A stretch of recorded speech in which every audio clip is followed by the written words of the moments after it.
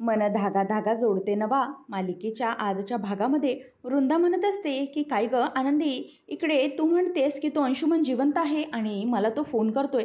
तिकडे तुझे आई वडील म्हणतायत की त्याला मारलंय आणि त्याचा आरोप ते रेश्मावर टाकत आहेत. नेमकं चाललंय काय हे कळत नाहीये. तितक्यात केदार तोंड उघडून म्हणतो की हो ना, खरंच बाबा कळायला मार्गच नाहीये. किती भयानक आहे हे सगळं. नाही म्हणजे तितक्यातच त्याला सार्थक अडवतो आणि म्हणतो की बस नाही केदार, किती अजून बोलणार आहेस? तुला काही बोलणं गरजेचं आहेच का यावर? त्याच वेळेला शलाका भडकून म्हणते की काय रे सार्थक, अरे तू फक्त आपलं मत व्यक्त करतोय तर काय प्रॉब्लेम आहे मत व्यक्त करायलाही? तेव्हा मग आदर्श म्हणतो की शलाका, प्रत्येक वेळेला काही आपलं मत व्यक्त करणं गरजेचंच आहे का? कधी आपलं तोंड बंद ठेवू शकत नाही का कोणी? काय गरज आहे प्रत्येक वेळेला मध्ये मध्ये बडबड करण्याची? असं म्हणून आदर्श दोघांनाही गप्प करतो. त्याच वेळेला आनंदी म्हणते की नाही, आई यांना असं नाही करणार आणि खरंच मला यातलं काहीच माहीत नाही. मग आता सार्थक म्हणतो की खरंच तुम्हाला काही माहिती नाही यातलं? तेव्हा मग रेश्मा म्हणते की हो, हिला काही माहिती नाही असं होणारच नाही. हिनेच त्यांना सांगितलं असेल की मुद्दामच माझ्या विरोधात कंप्लेंट करा म्हणून. सार्थक म्हणतो की काय बोलतेस ग तू? तेव्हा ती म्हणते की हो, हिच्याच आईबापाने माझ्या कंप्लेंट केली आहे विरोधामध्ये. तेव्हा सार्थक म्हणतो की हे बघ रेश्मा, अगं तू काय बोलतेस याचं भान आहे का? अगं बोलताना जरा तरी नीट वापर कर शब्दांचा. ही काय पद्धत आहे बोलण्याची? तेव्हा ती म्हणते की पद्धत काय? अरे हिच्या आईबापाने माझ्या विरोधात कंप्लेंट केली आणि मला पोलीस स्टेशनमध्ये बोलवले. कुठल्या भाषेत बोललेत पोलीस माहिती आहे का माझ्याशी? तुला जसं वाईट वाटतंय ना तसं मलाही वाटलंय. वृंदा म्हणते की अगं तुला खरंच पोलीस स्टेशनला बोलवलं होतं का रेश्मा? रेश्मा म्हणते की हो, मला पोलीस स्टेशनला बोलवलं आणि मला नको नको ते प्रश्न विचारले आणि माझ्यावर संशय दाखवला त्यांनी. हिच्या आईबापाने कंप्लेंट केली म्हणूनच तर हे झालं ना. तेव्हा सार्थक म्हणतो रेश्मा, ही कुठली बोलण्याची भाषा आहे? काहीतरी शांतपणे आपण सॉल्व्ह करू शकतो, असं बडबडून काय फायदा आहे? तेव्हा ती म्हणते की नाही, काहीही आता शांतपणे सॉल्व्ह होणार नाही. पहिली गोष्ट तर मी आता हिच्या आईबापाला सोडणार नाही. त्यांनी माझ्या विरोधात कंप्लेंट केली आहे ना, आता मी त्यांना दाखवते की ही रेश्मा काय चीज आहे ते. हे ऐकल्यावर आनंदीला धक्काच बसतो. नंतर सार्थक म्हणतो की हे बघ रेश्मा, तू माझ्याच घरात उभी राहून माझ्याच बायकोशी या भाषेत बोलून तिला तू धमकी देत आहेस. तुला काही वाटत नाही का? अगं इतकं सगळं बोलण्याच्या ऐवजी जरा नीट विचारलंस तर काय फरक पडला असता? तेव्हा सार्थकला ती म्हणते की हे बघ सार्थक, नीट काय विचारू मी? जर कोणी माझ्या विरोधात असं मागून बोलत असेल तर काय? पहिली गोष्ट म्हणजे मला वाटलं की तू तरी मला कधी समजून घेशील. मी तुला माझा मित्र मानत होते, पण नाही, तू मित्राप्रमाणे कधी वागतच नाही आहेस. तू तर माझ्याशी आता वैऱ्यासारखा वागत आहेस आणि ते कोणामुळे? फक्त आणि फक्त या आनंदीमुळे. म्हणूनच या आनंदीला आणि तिच्या आईवडिलांना मी अजिबात सोडणार नाही आहे, असं म्हणून रेश्मा खुलेआम तिला धमकी देते आणि नंतर म्हणते की सार्थक, तू आजपर्यंत माझं प्रेम पाहिलंस, माझी मैत्री पाहिलीस, पण आज नंतर तू माझी दुश्मनी बघशील. असं म्हटल्यावर सार्थक तिच्याकडे पाहतच राहतो आणि या वाक्यामुळे सुधाला देखील खूप मोठा धक्का बसलेला असतो. सुधाला रेश्मा हे सगळं बोलते हे पाहून खूपच वाईट वाटतं. तिथून आता आनंदी समोरच ते तिच्या तोंडावरून ती निघून जाते आणि त्याच वेळेला हे सगळं पाहून शलाका आणि केदार यांना तर फारच मजा येत असते. रेश्मा आता धमकी देऊन सरळ निघून जाते. सार्थक हा आनंदीला म्हणतो की घाबरू नका आणि तो तिच्या मागेच उभा असतो. त्यानंतर आपल्याला पाहायला मिळतं अण्णा मालती पोलीस स्टेशनमधून येतात. तेव्हा लीना त्यांना चहा देत म्हणते की अण्णा कसं आहे सगळं तिकडे? तेव्हा सार्थक कसे आहेत म्हणजे सार्थक सरांच्या बाबतीत काय बोलत होते पोलीस, असं त्यांना मनोज विचारतो. तेव्हा अण्णा म्हणतात की सार्थक सरांबद्दल काही नाही, पण आनंदीवर आणि सार्थक सरांवर कोणाचा राग होता किंवा कोणी त्यांच्यावर दुश्मनी काढते का असं तुम्हाला वाटतंय? तेव्हा मग आता मनोज म्हणतो की तुम्ही काहीच सांगितलं नाहीत ना, हे पोलीस असेच असतात, फिरवून फिरवून प्रश्न विचारतात आणि मग ज्याचं कोणाचं नाव येतं ना त्याला स्टेटमेंट घेऊन पकडतात. मग आता तो म्हणतो की हो ना रे, सारखं सारखं आम्हाला फिरवून विचारलं खरं आणि कोणावर राग आहे हे देखील विचारलं. तेव्हा मनोज म्हणतो की बरं झालं तुम्ही कोणाचं नाव नाही घेतलं ते, नाही तर उगीच ती व्यक्ती अडकली असती. अण्णा मान खाली घालतात. मनोज म्हणतो की काय झालं अण्णा, बोला, तुम्ही काही बोलला तर नाहीत ना?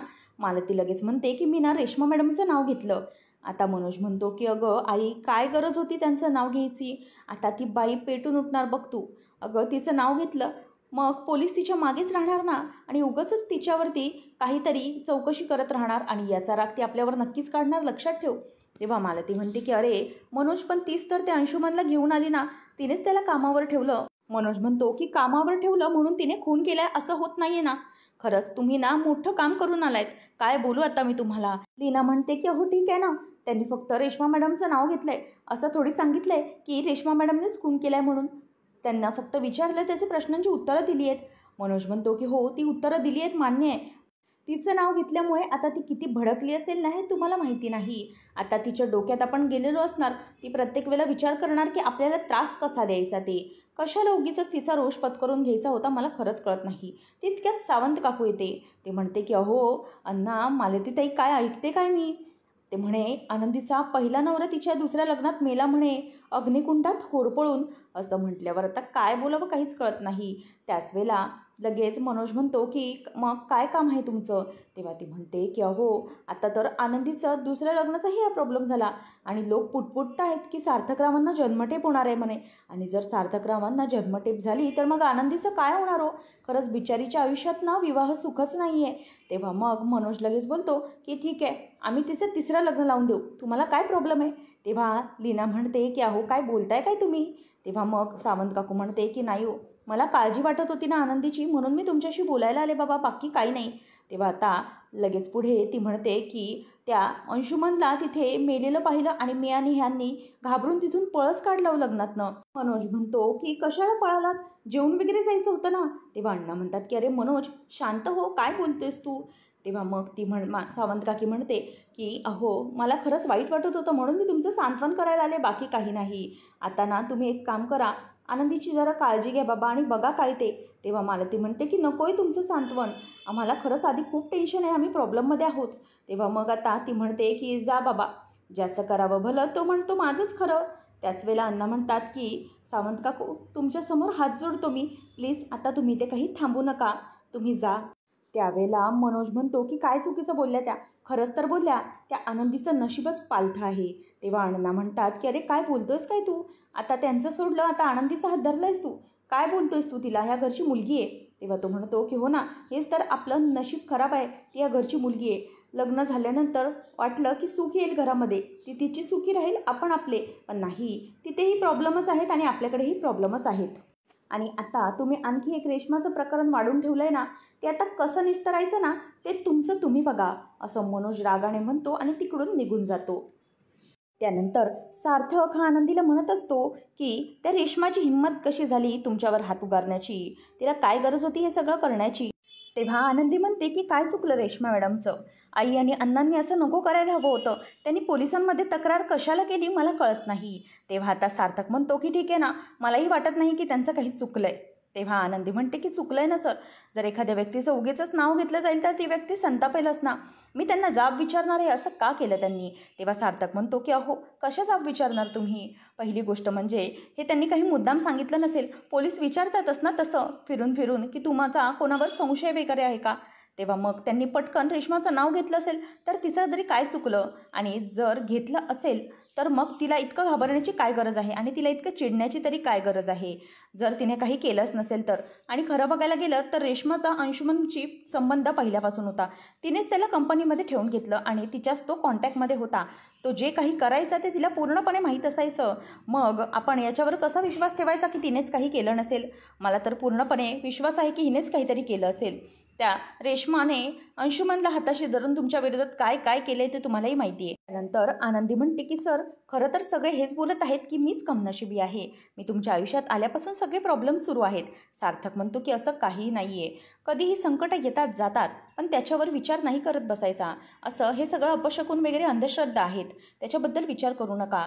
जशी वाईट वेळ येते तशी चांगली वेळ येते आणि वेळ बदलते, तशी आपलीही बदलेल, म्हणून काहीच काळजी करू नका. आणि ती रेश्मा माझी मैत्रीण आहे आणि ती माझ्याशी असं कधी वागेल असं मला वाटलं नव्हतं, असं सार्थक म्हणतो. त्यानंतर मग आता इथे सुधाला अरविंद शांत करण्याचं काम करत असतात. ते म्हणतात की सुधा अजिबात काळजी करू नको, आपला मुलगा या सगळ्या केसमधून सुटणार. तेव्हा वृंदा येते आणि म्हणते की हा सगळा भोळा गैरसमज आहे भाऊजी तुमचा, खरंच असं काही होणार नाही. सार्थक खूप मोठ्या केसमध्ये अडकलाय, खुनाच्या आरोपाखाली अडकलाय तो, त्याची सुटका ही कठीण आहे. तेव्हा मग आता सुधा म्हणते की वृंदा अगं काय बोलतेस तू. अरविंदही म्हणतात की हो असं काही होणार नाही, सार्थक सुटेल, आपले वकील तेवढे सक्षम आहेत. तेव्हा ती म्हणते की वकील कसले, हो त्याच्या विरोधामध्ये धर्माधिकारी वकील हे मोठे वकील उभे राहत आहेत, ते असे प्रश्न विचारतील ना की सार्थकला अडकवून टाकतील. आणि दुसरी महत्त्वाची गोष्ट म्हणजे सार्थक या सगळ्यामध्ये कसा सुटेल माहीत नाही. अरविंद म्हणतो की काहीच काळजी करण्याची गरज नाही, ते नक्की सुटतील, काहीच प्रॉब्लेम नाही आहे. त्याच वेळेला वृंदा म्हणते की भाऊजी कसं पण, अहो या सगळ्या गोष्टी इतक्या कठीण आहेत ना, आत्तापर्यंत सार्थक आणि केदार कंपनीची कामं पुढे नेत आहेत आणि आत्ता पुढे कोण करणार याची भीती आहे. आणि जर सार्थकला काही झालं तर राजाध्यक्षांचं नाव बुडालंच म्हणून समजायचं. खरं तर राजाध्यक्ष देशोजळीला लागतील असेच मीडियावाले छापून आणतायत. खरं तर खुनाच्या आरोपाखाली सार्थकनेच काहीतरी केलं आहे हे सगळं ते म्हणतायत. आता मीडियावाले कसे तुला माहितीच आहे. राजाध्यक्षच संपले असं म्हणतायत ते. त्याच वेळेला सुधा म्हणते की तू गप्प बस वृंदा, हे सगळं बोलणं बंद कर. तेव्हा ती म्हणते की हे बघ सुधा, माझं म्हणणं ना तुला आत्ता पटणार नाही. ती आनंदी ही कमनशिबी आणि पांढऱ्या पायाची आहे. तिच्या येण्यामुळे सगळं घडतंय. तिच्या येण्यामुळे राजाध्यक्ष पण बुडणार आहेत. तेव्हा वृंदा वैतागून म्हणते की बस कर तू, किती बोलशील, शांत बस आणि आधी इथून निघून जा. असं म्हटल्यावर वृंदा निघून जाते आणि सुधा तिथेच रडत बसलेली असते. केदार रेश्माच्या मागे येतो आणि म्हणतो की वा रेश्मा वा, काय मस्त कानाखाली वाजवलीस ग ते आनंदीच्या. खरंच इतका धडकन आवाज आला ना की डोळे आणि कान अगदी दिपले माझे. खरंच खूप मजा आली. रेश्मा म्हणते की केदार, इतक्याशा गोष्टीने तू हुरळून निघालास, इतक्याच्या गोष्टीमुळे तुला आनंद झालाय, इतकं काय झालंय.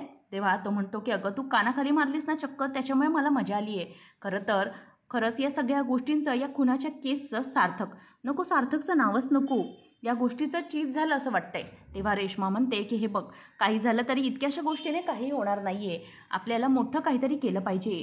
बरं, एक गोष्ट लक्षात ठेव, उद्या बोर्ड ऑफ डायरेक्टर्सची मीटिंग बोलाव आणि तिथे प्रश्न उपस्थित करायचा आहे मला की ज्या व्यक्तीवरती खुनाचा आरोप आहे ती व्यक्ती असा गुन्हेगार बोर्ड ऑफ डायरेक्टर्सच्या मेंबर्स कसा राहू शकतो हा प्रश्नच उपस्थित करायचा आहे. तेव्हा तो म्हणतो की अगं तू आता इतकं करणार आहेस, डायरेक्ट सार्थकलाच भिडणार आहेस. ते म्हणते की हो, मला हे सगळं करावंच लागेल, कारण सार्थकला दाखवायचं आहे ना की मी काय करू शकते ते. आणि त्याशिवाय त्या आनंदी आयुष्यात आल्यापासून त्याच्या आयुष्यात कशी दुःखाच्या डोंगराची माळ लागलेली आहे त्याला समजलं पाहिजे आणि त्यातला एक एक फटाका फुटला पाहिजे. म्हणूनच सुरुवात या सगळ्यांनीच करूया. केदार म्हणतो की यामुळे मला काय मिळणार. तेव्हा ती त्याला 15% शेअर प्रॉफिट करायला तयार झालेली असते.